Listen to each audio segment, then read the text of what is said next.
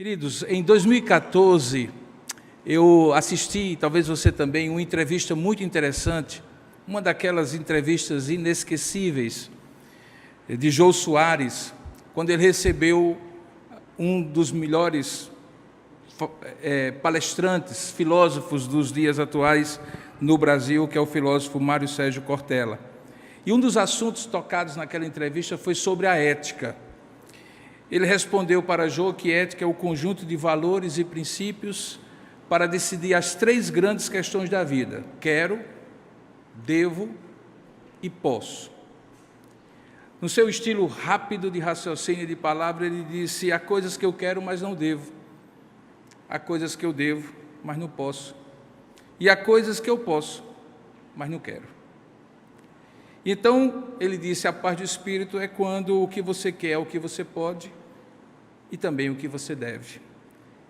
O entrevistador então perguntou: e quem é que decide isso? Ele respondeu: normas, costumes, modelos, leis, religião e etc. Essa entrevista me veio à lembrança quando, em plena época de festas juninas, voltaram aquelas mesmas dúvidas e questionamentos sobre como deve ser o comportamento do crente diante das festas.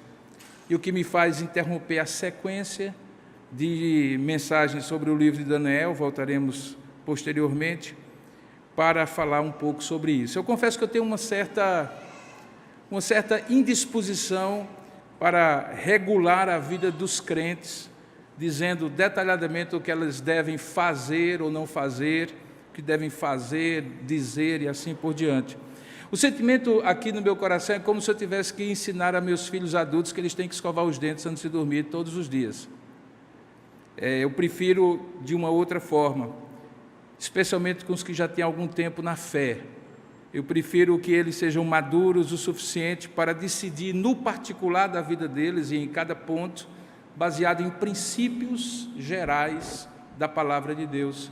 E aí sim, esses princípios da Palavra de Deus me animam a ensiná-los repetidamente quantas vezes quiser. Eu acredito que quando a gente fala de princípios gerais e deixa as pessoas aplicá-los a cada detalhe da sua vida, elas amadurecem.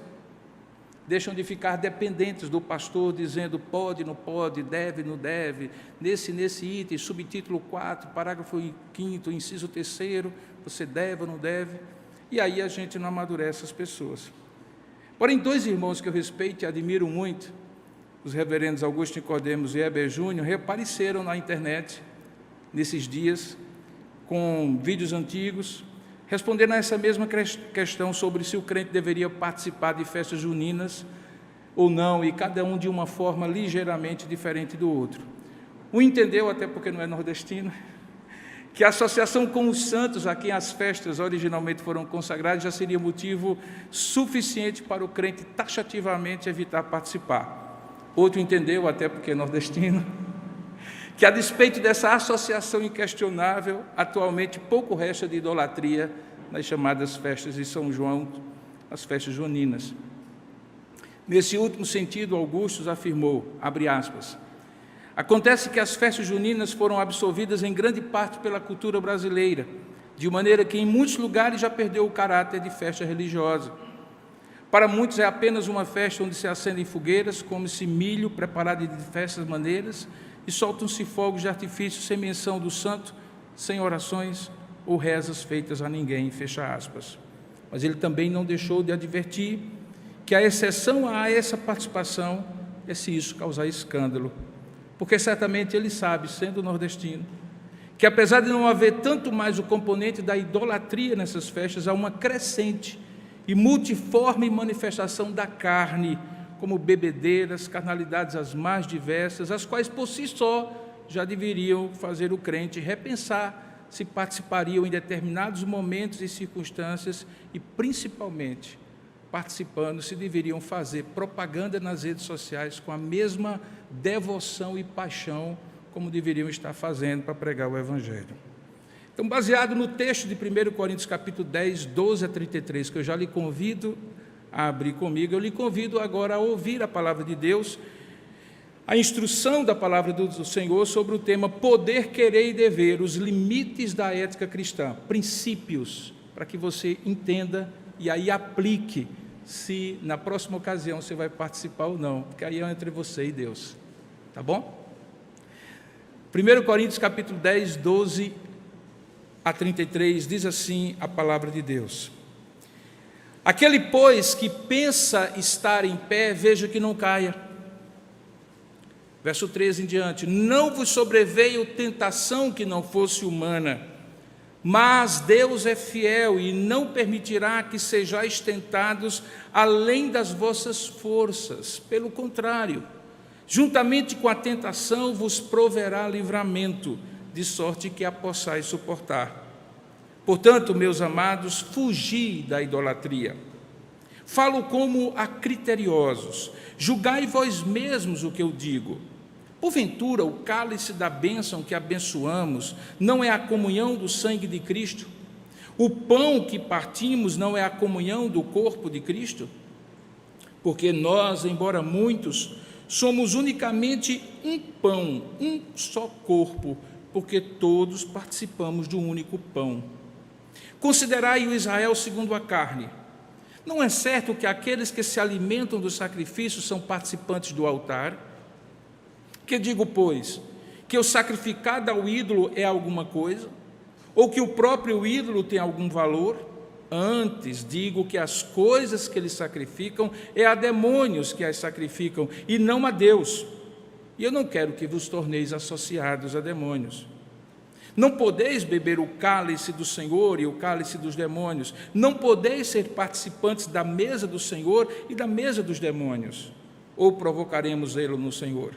Somos, acaso, mais fortes do que ele? Todas as coisas são lícitas, mas nem todas convêm. Todas são lícitas, mas nem todas edificam. Ninguém busca o seu próprio interesse, e sim o de outrem.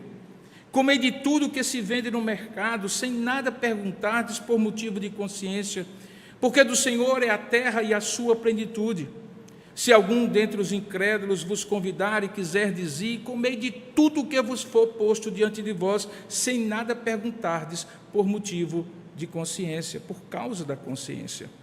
Consciência, digo, não a tua propriamente, mas a do outro. Pois porque há de ser julgada a minha liberdade pela consciência alheia? Se eu participo com ações de graça, por que hei de ser vituperado, envergonhado por causa daquilo por que dou graças?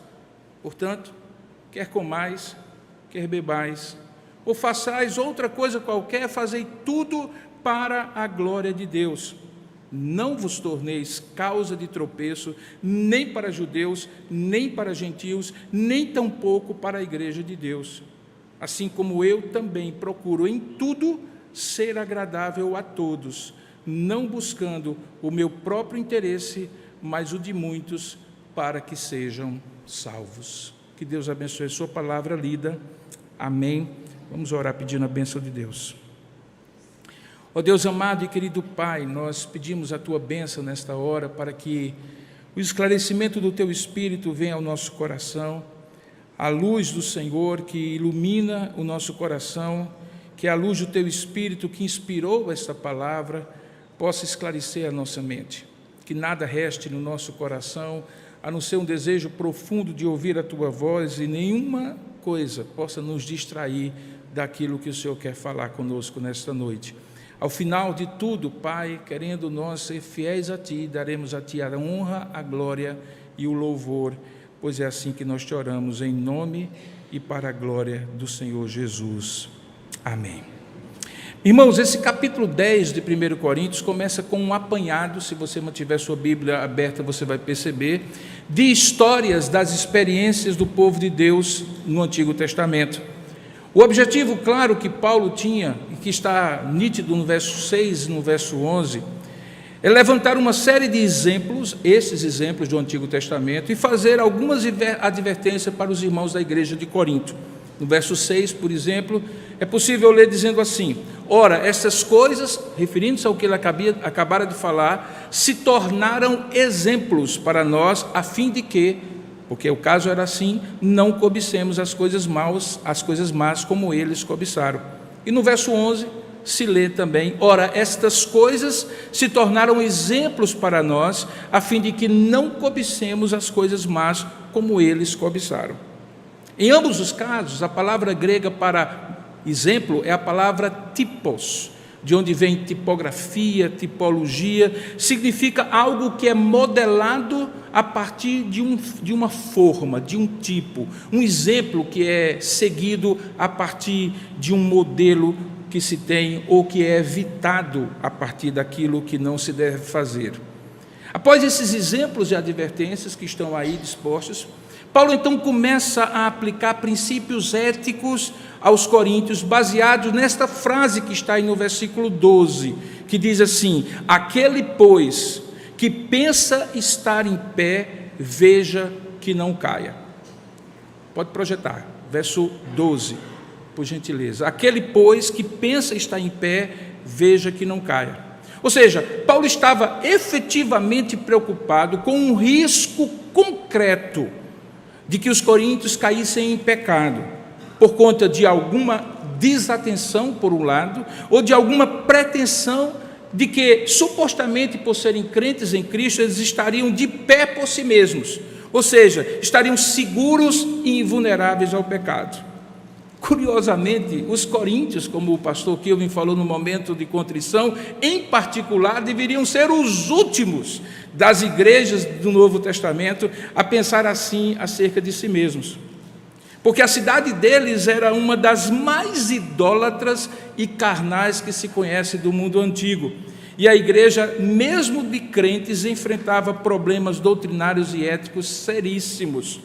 Inclusive, a primeira carta, essa que nós estamos lendo aos Coríntios, Paulo escreve justamente como uma maneira de, tendo tomado conhecimento de algumas coisas e tendo sido feita a ele algumas consultas, estabelecer para os coríntios aquilo que eles deveriam fazer. Ética é sobre o que se faz a partir daquilo que se conhece, a partir daquilo que se crê, a partir daquilo que ele se valoriza. Valores, crenças, convicções estabelecem o que nós fazemos.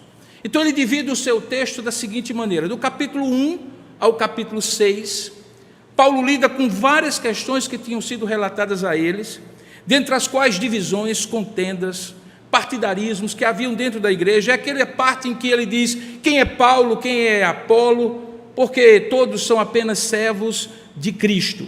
Ninguém deve dizer sou de Paulo, sou de apóstolo e assim por diante. Mas também ele aborda questões que ele chama de imoralidade e de impureza, inclusive de natureza sexual, que eram praticados por membros da igreja de Corinto. Uma das coisas maravilhosas da Bíblia é que ela não esconde os pecados daqueles que são judeus no Antigo Testamento ou cristãos no Novo Testamento. Não é uma chapa branca, não é um relato oficial.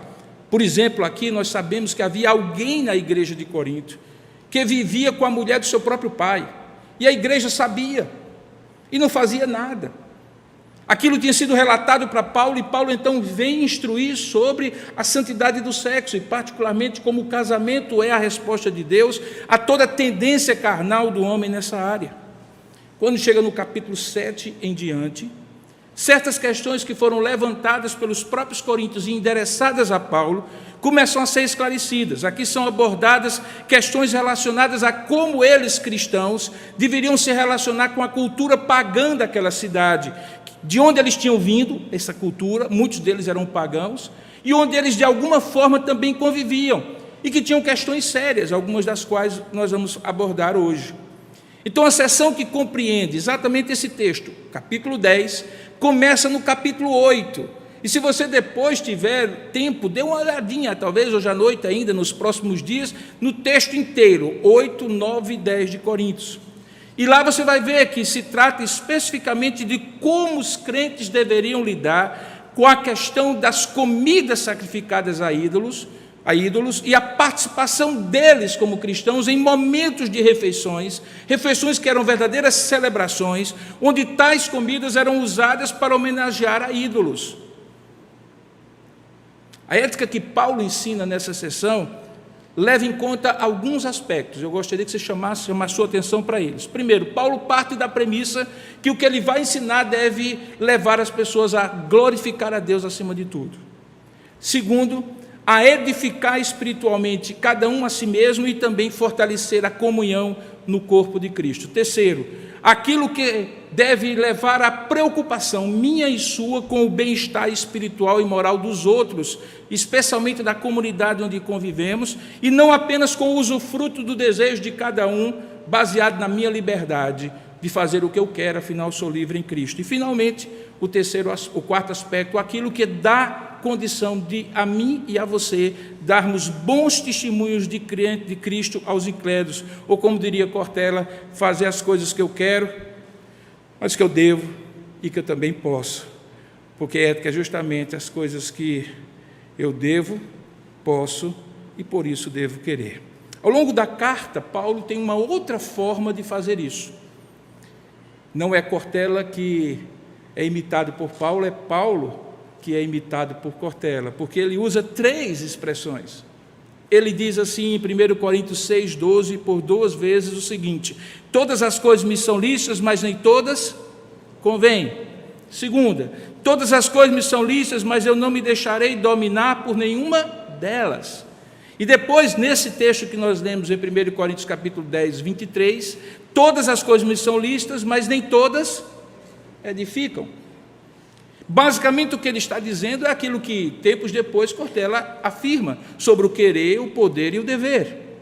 Há coisas que eu posso, mas não devo. São lícitas, mas eu não devo, porque não convém, porque não edificam e porque tem o risco de me dominar, visto que aquele que pensa está em pé, cuidado para que não caia. Então é nesse contexto que precisamos entender o ensino apostólico. Eu situei os irmãos no texto e eu gostaria de propor o tema: poder, querer e dever, os limites da ética cristã. E aí eu gostaria de começar então a exposição do texto. Primeiro aspecto que eu chamo a sua atenção: Paulo inicialmente adverte que a tentação de pecar é real e o risco de cair não deveria ser subestimado, por mais espiritual e firme que a pessoa seja. Veja o verso 12 e 13, ele começa assim: aquele, pois, que pensa estar em pé, veja que não caia. Não vos sobreveio tentação que não fosse humana, mas Deus é fiel e não permitirá que sejais tentados além das vossas forças. Pelo contrário, juntamente com a tentação, vos proverá livramento, de sorte que a possais suportar. Portanto, meus amados, fugir da idolatria. Essa é a primeira parte, o primeiro argumento dele. Observe que ele diz que o risco é para aqueles que pensam estar em pé, não para aqueles que estão em pé. Mas aqueles que pensam, porque o que Paulo está focando é numa autoavaliação enganosa e perigosa que costumeiramente nós fazemos. É que estamos bem, e porque estamos bem, podemos baixar a guarda. E Paulo diz: cuidado, que aquele que pensa estar em pé está mais vulnerável do que aquele que sabe que só está em pé, porque Deus é quem o sustenta.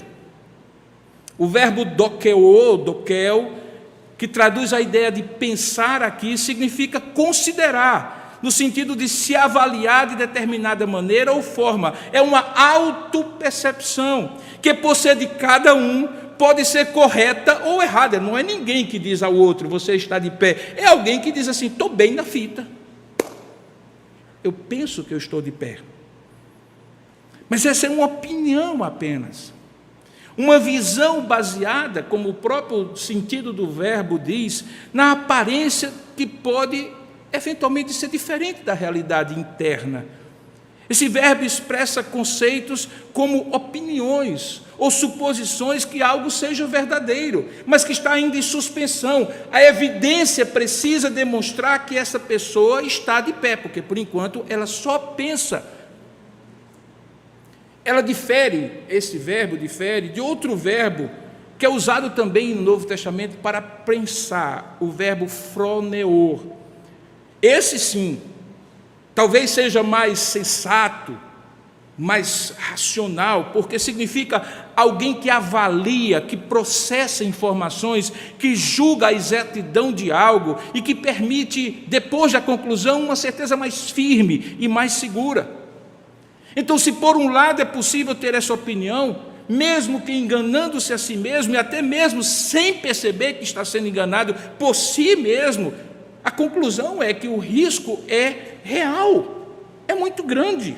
E por isso exige o cuidado redobrado que Paulo exorta a ter. Talvez aqui coubesse dizer assim: para cair só basta estar em pé. Bom, eu não preciso argumentar muito disso, porque eu e você somos bons exemplos disso, né? Quantas vezes nós estamos num crescente espiritual e de repente baixamos a guarda, ficamos ali como que olhando para a vida, achando que é um playground, e de repente caímos em pecado, e pior, temos a tendência de cair naqueles mesmos anteriores de muito tempo.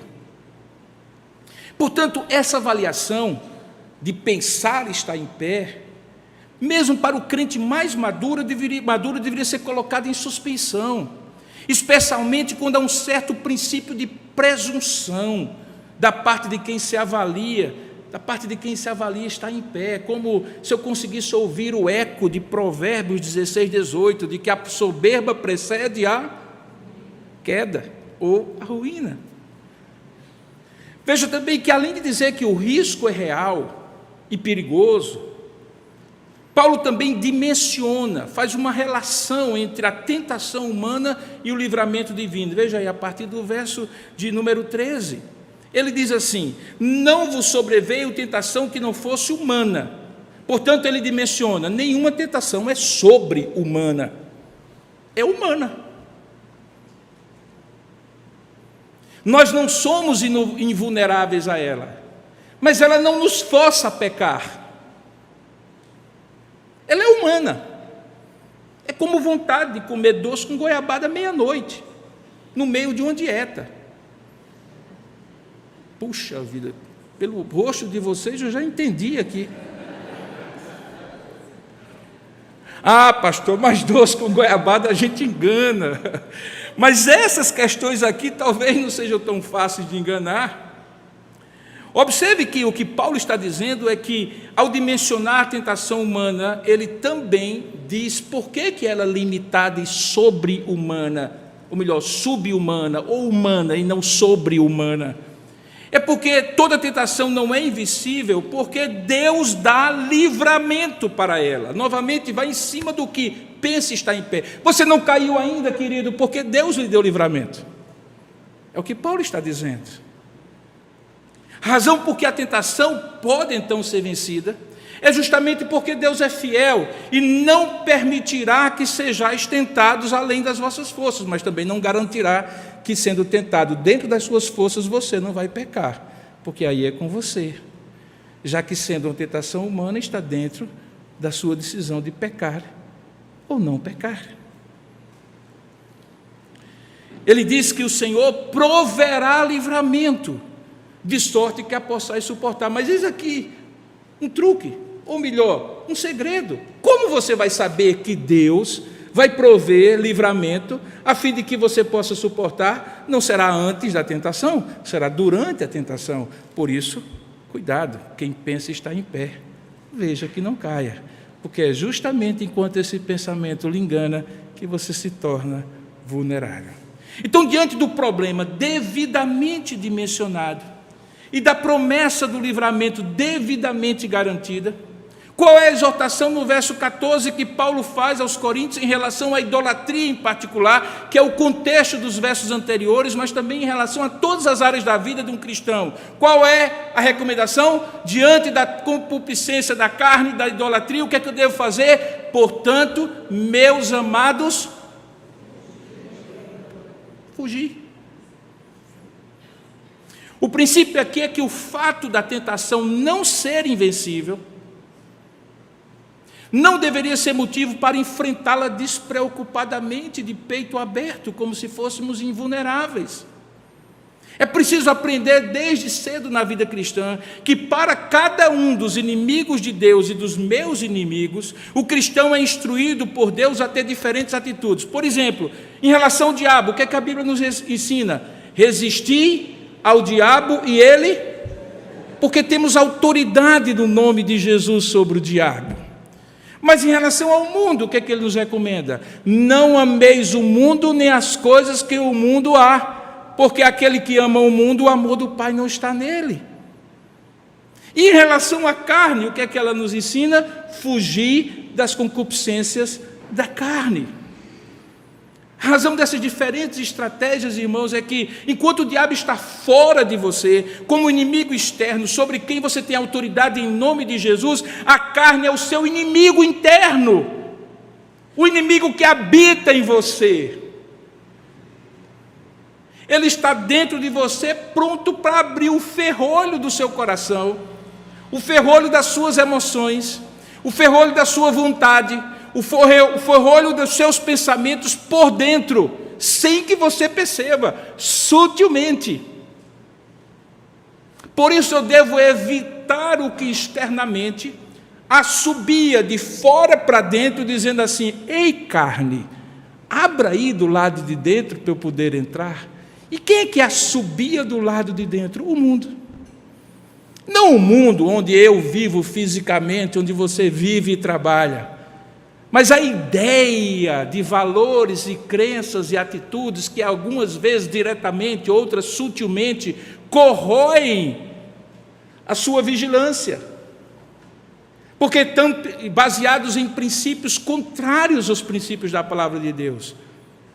Por isso que não se paquera com o mundo, não se dá uma piscadinha no mundo, porque ele gosta, e ele atrai, e ele assobia para dentro de você, dizendo assim: vai, carne, abre o portão pelo lado de dentro. É assim que Paulo descreve, e é assim que outros textos sagrados dizem, que quando eu for tentado, eu não diga assim: ah, foi Deus que me tentou. Mas a cobiça que habita em mim é aliciada, atraída pelas aberturas a esses sistemas de valores, crenças, de tentações disponíveis do mundo, e que o diabo sabe com maestria, sutilmente, esgrimir para abrir, assobiando o ferrolho da minha resistência. O segundo aspecto é que Paulo, além de estabelecer o risco real de cair e como eu devo lidar, o apóstolo Paulo desenvolve outro raciocínio que está a partir do verso 15, observe aí. Ele desenvolve o raciocínio que uma das coisas que pode lhe fortalecer ou lhe enfraquecer é quem você deve preferir se associar ou ter comunhão. Ele diz no verso 15 o seguinte: falo como a criteriosos, a gente que tem juízo, a gente que tem bom senso. A palavra criteriosos aqui vem daquele verbo, é o adjetivo phronismos, que significa do froneu, aquele que pensa, raciocina, rapaz, por ali não dá certo, aquela pessoa, aquele lugar. Ele diz: falo como a criteriosos, julgai vós mesmos o que eu digo. Aí ele usa o termo julgai no sentido de analisar, criticar, vem do verbo crites, forma um juízo crítico, forma um raciocínio crítico, porque você é criterioso, você é de bom senso. Paulo não quer impor. Paulo é como o pastor Robson, ou o pastor Robson é como o Paulo. Ele não patrulha, ele quer que você entenda. Ele quer que você bote essa cabecinha que Jesus lhe deu para raciocinar, iluminada pelo Espírito Santo, fazendo suas deduções e conclusões a partir de princípios que você tem aprendido e que eu tenho lhe ensinado, assim como os demais pastores, aplicando a cada situação concreta o princípio geral. Paulo não quer impor, ele quer que os coríntios raciocinem, mas raciocinem não movidos por uma paixão, porque por paixão a gente não raciocina, a gente fecha os olhos e se larga. Paixão cega, desejo cega, mas por princípios, exercitando o seu senso crítico. Ele então usa um exemplo que está no verso 16 e 17. é o exemplo da Eucaristia. Ele está falando para crente celebra a Santa Ceia, no caso da igreja de Corinto, possivelmente todo domingo. Então ele sabia do que Paulo estava falando. Observe o argumento que ele usa no verso 16 e 17. Ele diz assim: porventura o cálice da bênção que abençoamos não é a comunhão do sangue de Cristo? A pergunta é retórica, a resposta é claro, concordo, até aí vamos caminhando. Então, o pão que partimos não é a comunhão do corpo de Cristo? Sim, também concordo. Porque nós, embora muitos, somos unicamente um pão, um só corpo, porque todos participamos de um único pão. Qual é o ponto? O ponto é que, do mesmo jeito que participar da Eucaristia, do pão e do vinho, fazia com que os coríntios tivessem consciência de que participavam da comunhão do corpo de Cristo, não da comidinha de um pão e de uma bebidinha de um vinho, o que fazia com que eles se associassem uns aos outros e formassem um só corpo em Cristo, da mesma maneira, na medida em que eles sentariam às mesas e comeriam com quem quer que seja daquelas comidas e participariam de quaisquer outras celebrações, eles estavam, querendo ou não, se associando àquilo e se tornando um com eles. Mas ele continua. Ele reforça o argumento com outro exemplo, agora do Antigo Testamento, verso 18. Ele diz assim: considerai o Israel segundo a carne. Não é certo que aqueles que se alimentam dos sacrifícios, que são os sacerdotes, lá no Antigo Testamento, eram participantes do altar? A palavra grega que traduz participante aqui é uma que você conhece. É a palavra koinonia, ou koinonossou, que significa os comungantes, alguém que tem por meio do sacrifício comunhão tanto com Deus como também com aqueles que estão ao seu redor. Então Paulo usa esses dois exemplos para dizer assim: com quem você se associa, você acaba tendo comunhão. Ponto. Ele usa outros exemplos em outros textos. Ele diz, por exemplo, que ninguém deveria entregar o corpo a uma prostituta, porque se torna com ela. Porque é exatamente o princípio do casamento, não é verdade? Que o homem deixe pai e mãe, une-se a sua mulher e ambos se tornaram um só carne, um soma, uma associação, uma comunhão. Isso é fato até na lei, irmãos. Se você se torna sócio de alguém, a empresa quebra, quem que paga o prejuízo? Só o sócio ou você e ele? Se você se casa com alguém e o homem é gastador, vive no shopping e resolve usar todo o seu cartão de crédito, minha querida irmã, e chega ao final da fatura, e no final da fatura não tem dinheiro para pagar, quem é que tem que pagar, minha irmã? É você. Vocês achavam que eu ia dar o exemplo, né? Sexista, do contrário, né? Você vê como vocês são sexistas, né? Assim, machistas, misóginos. Mas acontece, até porque estatisticamente, mulher faz pequenas despesas ao longo do mês e o homem resolve trocar o carro sem poder e arrebenta o orçamento da família pelo ano inteiro. Quer dizer, alguns, e algumas também, né? A partir desses dois exemplos, então, Paulo estabelece o argumento no versículo 19. Ele diz assim: o princípio então é o mesmo. O sacrificado ao ídolo é alguma coisa? O próprio ídolo tem algum valor? Não, nem o sacrifício, nem o ídolo. Antes digo que as coisas que eles sacrificam, é a demônios que sacrificam e não a Deus, e eu não quero que vos torneis, aí sim é o princípio, associados aos demônios. E ele vai mais além, ele diz que essas associações são incompatíveis e excludentes com a aliança do único Deus. Verso 21, ele diz assim: não podeis é que não é que pode, não deveis beber o cálice do Senhor e o cálice dos demônios, não podeis ser participantes da mesa do Senhor e da mesa dos demônios. Tenha paciência, não estou falando que você não vai poder comer canjica, segura um pouco a sua ansiedade. A razão por que eles são excludentes, porque o nosso Deus é um Deus zeloso, ciumento, num bom sentido. Ele diz assim: olha, o acordo foi: não tereis outros deuses diante de mim. Não foi? Foi. Por quê? Porque eu vos tirei com mão poderosa da casa de servidão. Eu fiz a minha parte. O que eu espero é que vocês façam de vocês. Não tereis outros deuses diante de mim. E aí Paulo encerra essa parte dizendo assim: daí qual é a conclusão? É que poder pode. Porque todas as coisas, verso 23, são lícitas, mas nem todas convêm. Poder pode, porque todas as coisas são lícitas, mas nem todas edificam. Hoje se fala muito em relacionamentos abertos, dissal, trissal, quatrissal, com poste, com todo tipo de coisa, nos quais ninguém é de ninguém, mas com Deus não dá, irmão. Com Deus não dá. O fundamento da aliança é: Ele é o nosso Deus que nos tirou da escravidão, e vós não tereis outros deuses diante de mim, ponto.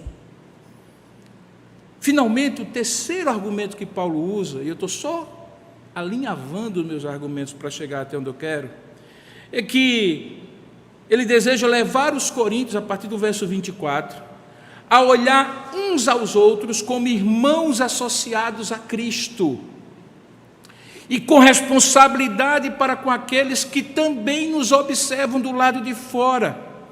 E talvez aqui seja o ponto mais incompreendido quando a gente trata desse assunto, porque traz uma expressão que todo mundo pensa que entende, talvez entenda, mas fica sempre naquela dúvida, que é a ideia do escândalo. Veja o verso 24, ele diz assim: ninguém busque o seu próprio interesse, e sim o de outrem. Não era esse o ponto? Então, se eu parto desse ponto, então estou dizendo que ter comunhão com Deus é estar no corpo de Cristo, e estar no corpo de Cristo é buscar o bem comum de todos, isso é, de todos os irmãos, até onde lhe for possível, evitando contendas, preservando o amor, que é o vínculo da paz, praticando os mandamentos recíprocos, famosos uns aos outros, protegendo os outros, especialmente os mais fracos e doentes na fé. Por quê? Porque aqui vale aquele princípio: ninguém solta a mão de ninguém. Aqui vale.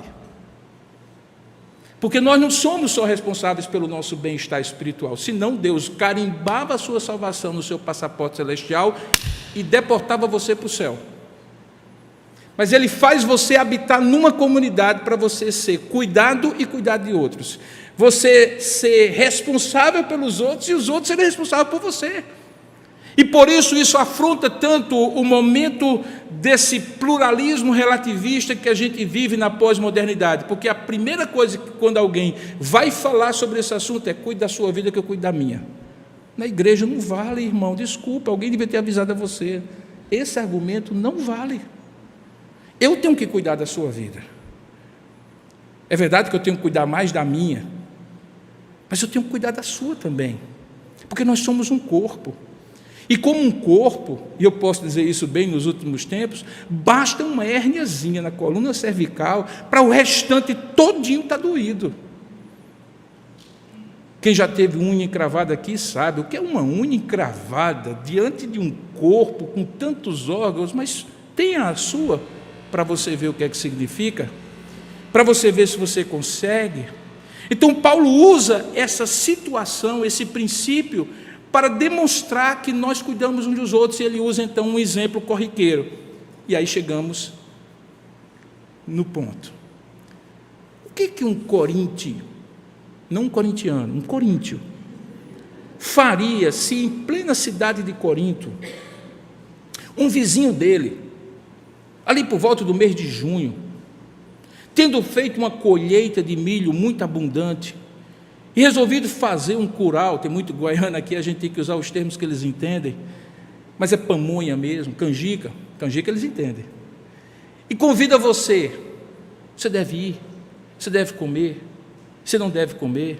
E se ele convidar outros amigos que não são crentes como você e resolverem fazer antes da refeição algum tipo de celebração aos deuses que eles creem que são os deuses da fecundidade e da prosperidade que aquelas colheitas representam. Essa era a questão de fundo que Paulo, até agora, está construindo argumentos para mostrar como os coríntios deveriam fazer. Então, o cristão em particular tinha um dilema quando ele tinha que comprar coisas no mercado ou comer com os outros que com ele não eram crentes. Se ele deveria comprar só e comer só carne ou só vegetais, isso ele trata em capítulos anteriores. Se ele soubesse ou não soubesse que aquela comida estava consagrada a ídolos, e assim por diante. Então Paulo estabelece as seguintes instruções que eu vou dar claramente para você, e que você pode anotar aí, porque essa sim é receita do bolo. Está no que a Bíblia diz. Primeiro, coma de tudo, sem perguntar se a comida foi ou não foi consagrada a ídolos. Verso 25 diz assim: comei de tudo que se vende no mercado, sem nada perguntardes por motivo de consciência. Porque se você comer sem ter conhecimento, você não terá pecado contra a sua própria consciência. Mas se você comer depois de saber que aquilo foi consagrado a ídolo, aí você fica num problema muito sério, não é somente diante do outro. Como é que você vai comer algo que você sabe que está sendo consagrado não ao Deus que realmente proveu aquela bênção daquela comida, mesmo que não tenha sido feita por você, e sim por alguém que é idólatra e pagão? Portanto, Paulo estabelece, olha, coma de tudo, porque para o cristão tudo que não contrariar a sua consciência, desde que ele não pergunte, ele pode comer, porque pior é comer mesmo depois de saber, indo de encontro àquilo que você crê e diz ser o certo a ser feito. Segundo princípio, coma de tudo, porque para o cristão tudo é de Deus e nada é do ídolo.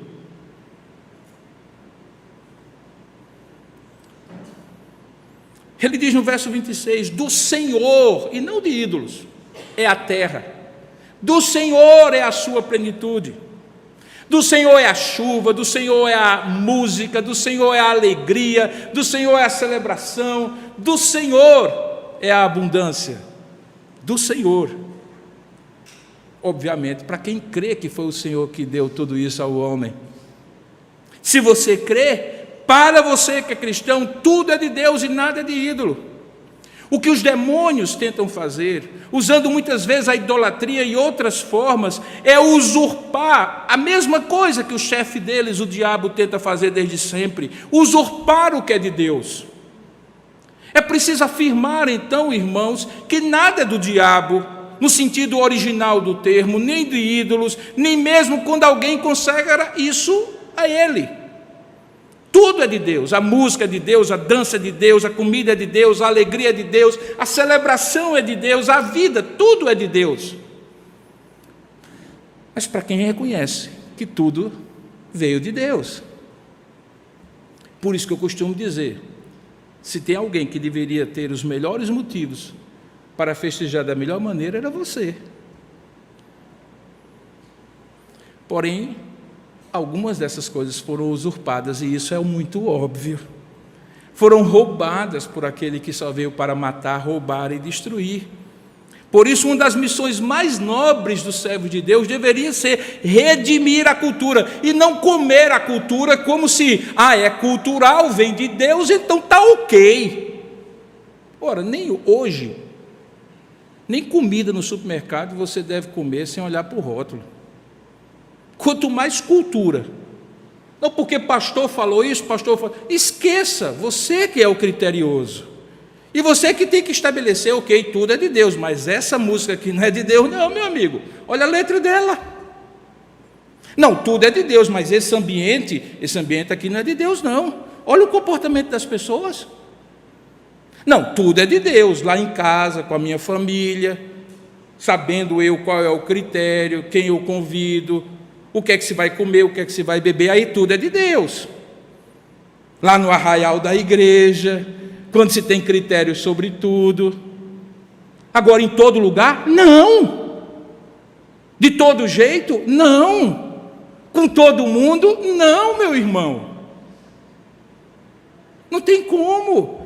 Porque houve uma usurpação do que é de Deus, e a cultura que você tem hoje não é aquela cultura do Éden, é a cultura da queda. Então tem que ter critério. E esse critério é o que Paulo está querendo estabelecer, que você coma tudo, porque é de Deus, mas com algumas prevenções, cuidados e advertências que ele vai chegar lá. Terceiro princípio, coma de tudo que lhe for oferecido, até mesmo se o convite vier de pessoas que adoram ídolos, pelas mesmas razões já mencionadas.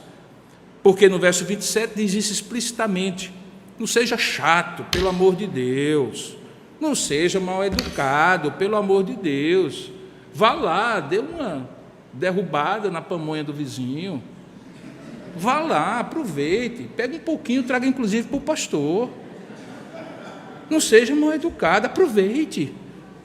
Mas aproveite sabendo que isso é possível porque é de Deus. Qual é o limite? Aí ele usa em vários momentos aqui e nos capítulos anteriores uma expressão. Ele diz assim, verso 27, se algum dentre os incrédulos vos convidar e quiser dizer, comei de tudo o que for posto diante de vós, é o princípio geral, sem nada perguntardes, por quê? Por motivo de consciência. Os princípios gerais têm uma exclusão, é se não atentar contra a consciência. Mas consciência de quem? Antes de tudo a sua. Por que a sua? Porque você não deveria fazer alguma coisa contra os seus princípios e convicções. Se eu souber que é de ídolos, eu não devo comer, porque eu não vou dar ao ídolo, na cabeça daqueles que prepararam, a honra e a glória que pertencem só a Deus. Mesmo que eu saiba que aquela comida não é de ídolo nenhum, que ele é só um ladrão e um usurpador, que deveria estar sendo consagrado a Deus, mas eu, contra a minha consciência, não vou dar a ideia de que eu estou oferecendo isso a ídolo. Mas eis aqui o segredo, não é apenas contra a sua consciência, porque foi só sobre a sua consciência, estaria muito fácil, mas também sobre a consciência do outro. Veja o que é que diz o verso 24, novamente lembrando, ninguém busca o seu próprio interesse, sim o de outrem. Por quê? Porque existem outras pessoas e outras consciências envolvidas. É aqui que a coisa pega, porque alguém diz assim, isso é hipocrisia, quer dizer que se não tiver ninguém você pode fazer, se tiver alguém você não deve fazer. Não. Antes de tudo é a sua consciência diante de Deus, mas também é a consciência das outras pessoas que estão ao seu redor. Veja bem, no verso 28 existe a consciência de quem lhe oferece, e que sabe que a coisa foi sacrificada a ídolos, e que adverte você, dizendo só, isso aqui foi oferecido ao ídolo.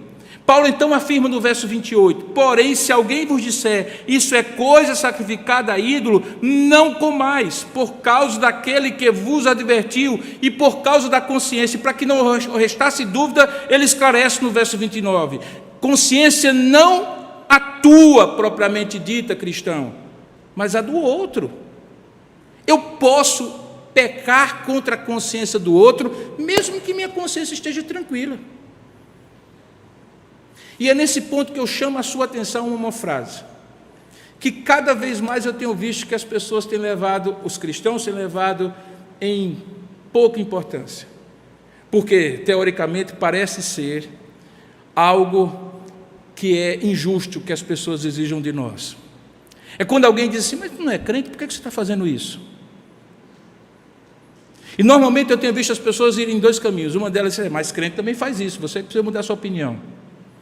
Ou então elas dizem assim, pouco importa, eu dou minha satisfação a Deus. Nem uma coisa nem outra. Porque a primeira não é verdade.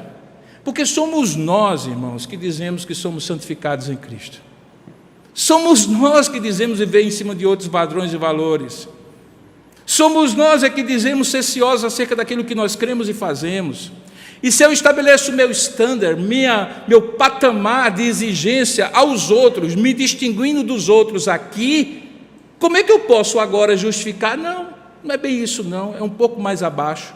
As pessoas cobram aquilo que você diz que é. As pessoas cutucam a mim e a você, o jeito que crente faz isso, porque em algum momento, sendo correta, obviamente, a questão, o questionamento, porque em algum momento alguém disse para ele que crente é diferente. Ora, e nós não somos não? Ou nós estamos agora numa campanha para ser igual a todo mundo? Porque na minha Bíblia e na sua também diz que nós devemos ser sal da terra e luz do mundo. E se tem duas coisas que ficam muito claras nessas duas metáforas, é que nós somos diferentes. Significa que nós somos diferentes porque trajamos uma roupa diferente? Não. Significa, por exemplo, que nós não expomos o nosso corpo, seja qual for o modelo que nós usarmos. E se usamos o modelo que expõe o nosso corpo, sensualiza através da roupa o nosso corpo, o princípio é que nós estamos atentando contra o outro. Pouco importa qual é a costureira que faz a minha roupa. Esse mesmo princípio se aplica a outras coisas, a coisas que realmente o crente faz, ainda que os outros achem que ele não faz.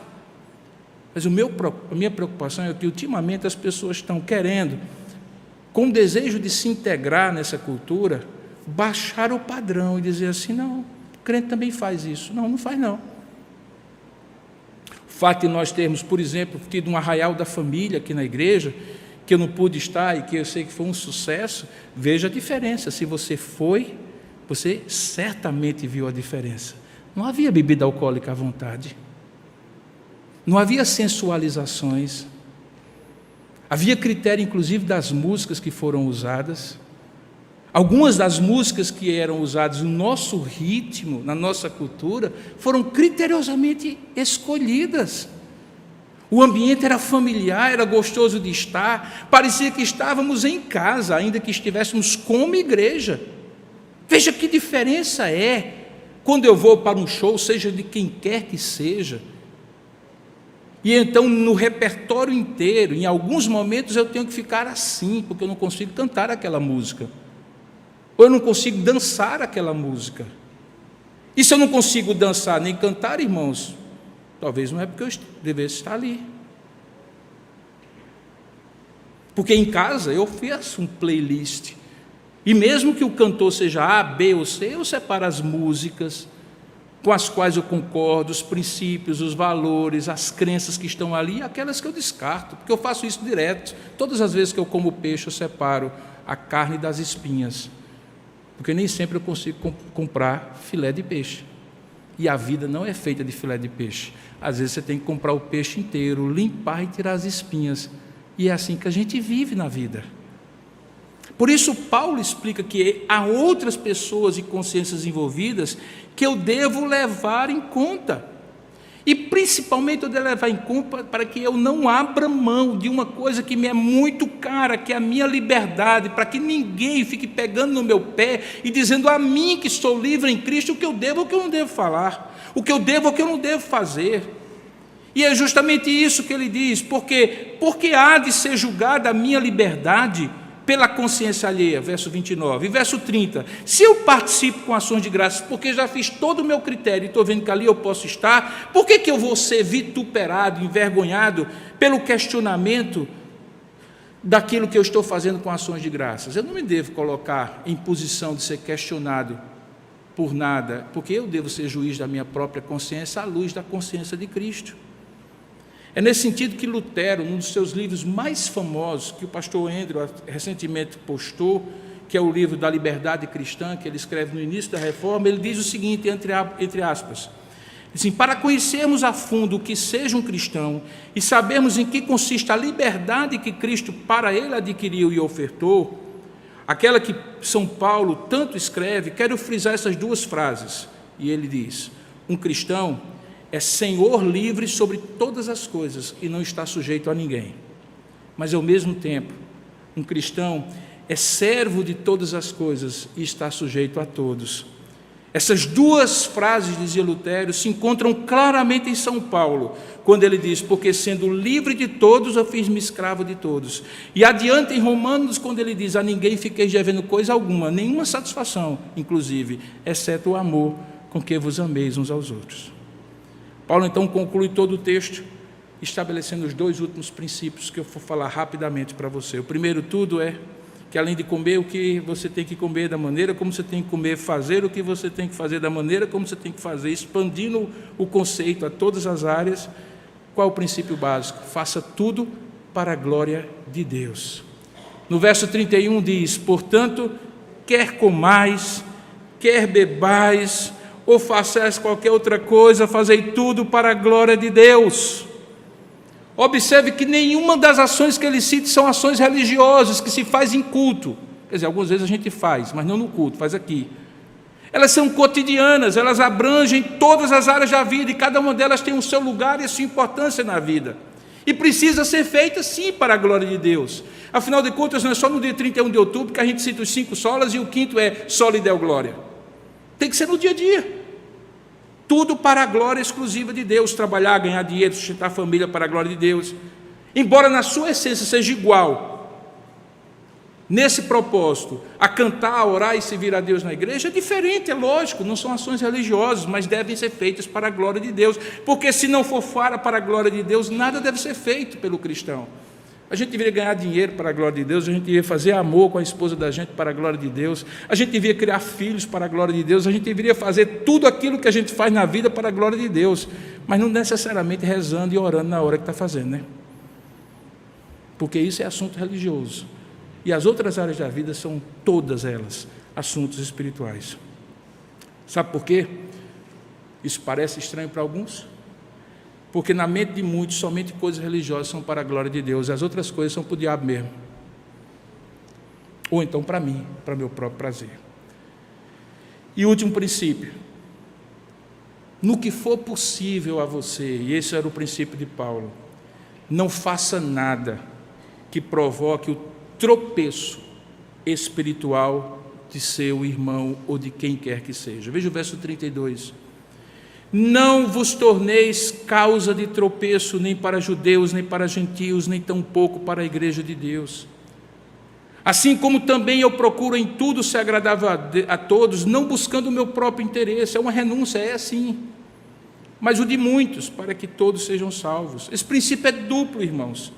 Ao evitar ser causa de tropeço, eu estou consequentemente buscando o melhor interesse de todos, inclusive daqueles que ainda precisam ser salvos. Eu não quero, por nada que eu possa abrir mão na minha vida, representar um obstáculo mínimo que seja a mais no caminho dessa pessoa para Cristo.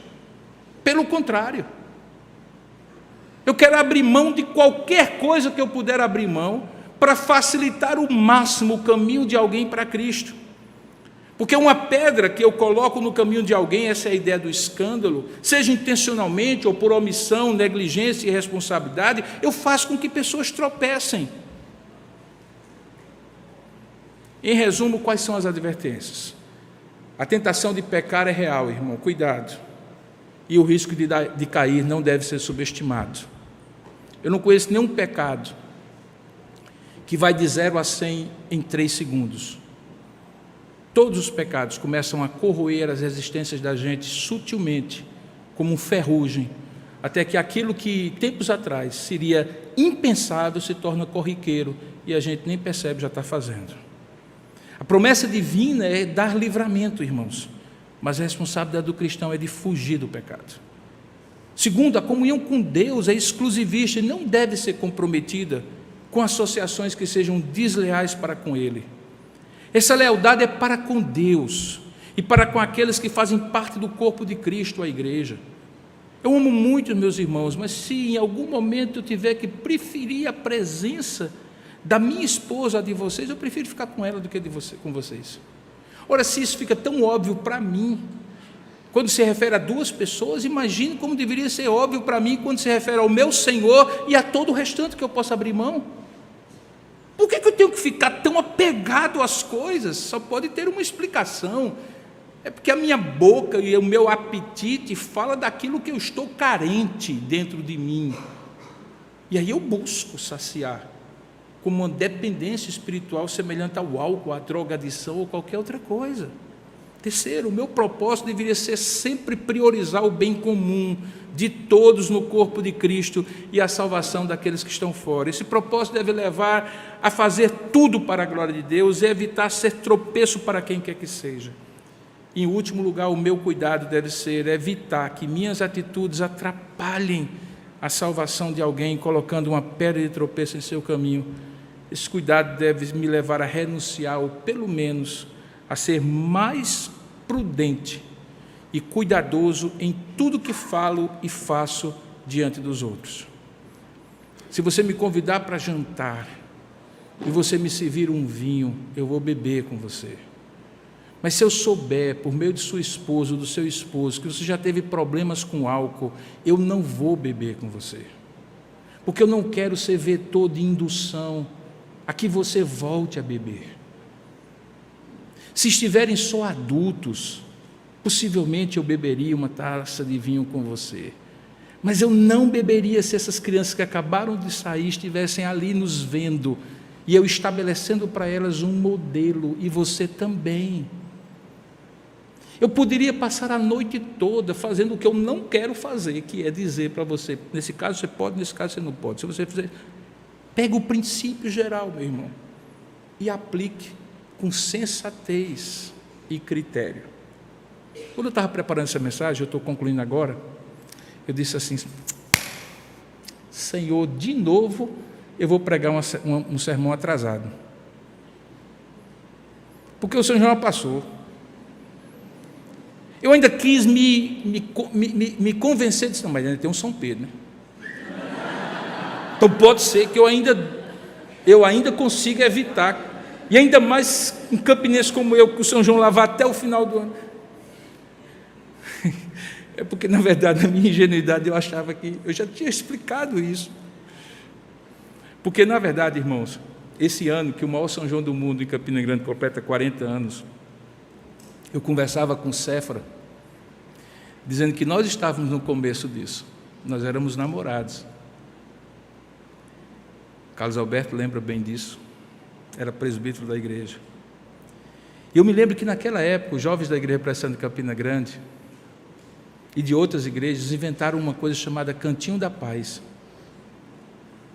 O que era o Cantinho da Paz?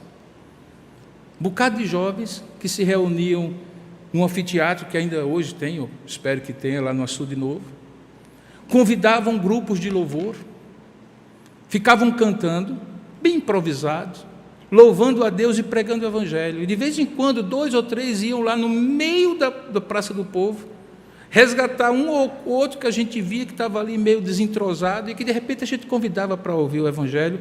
E eu posso testemunhar para vocês, muitos se converteram ali. 40 anos depois, eu não sei se ainda existe Cantinho da Paz. Porque 40 anos depois, é possível que os crentes estejam lá na Praça do Povo. Porque com o passar do tempo, isso virou cultural. Mas não é. Mesmo com o passar do tempo.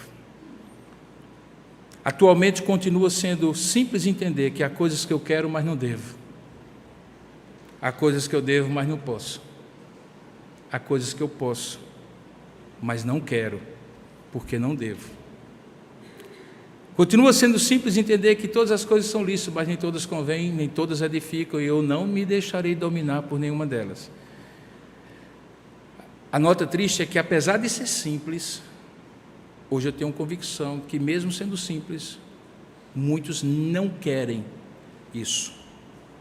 E aí eu fico me perguntando, não seria essa uma das razões mais fortes e um dos sintomas mais fáceis de observar que podem explicar a fraqueza espiritual de muitos crentes? Porque quando você pega um suco concentrado de laranja e você coloca água, muita água, ele fica aguado e perde o sabor da laranja. Quando a gente coloca muita água ou muito fogo, isso acaba se tornando muito menos do que Deus nos chamou a ser.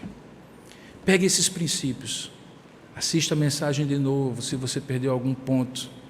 Me peça que eu mande o esboço todo, verifique os textos, leia o capítulo 8, 9 e 10 de Coríntios e tire as suas conclusões. Afinal de contas, eu não quero dizer hoje à noite para você que você precisa escovar os dentes antes de dormir. Que Deus abençoe você. Vamos orar juntos? Ó Deus amado, ajuda-nos a ter equilíbrio, ajuda-nos a ter firmeza, ajuda-nos a ter simplicidade na maneira como entendemos a Tua palavra, coragem para realizá-la conforme a Tua vontade. Ó Deus, evita que sejamos levados a extremos, mas também evita que possamos nos conformar com o presente século e tomar a forma do que está ao nosso redor, como se nós não fôssemos diferentes. Não estamos em pé por nós mesmos, ó Pai.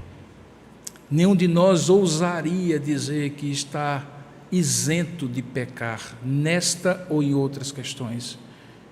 Mas eu te peço em meu nome, em nome das minhas ovelhas, dos teus filhos e filhas que estão participando conosco, ajuda-nos a vencer as tentações, fugindo da concupiscência da carne e preservando o nosso vínculo de lealdade com Cristo. É assim que nós oramos em nome de Jesus. Amém, Senhor.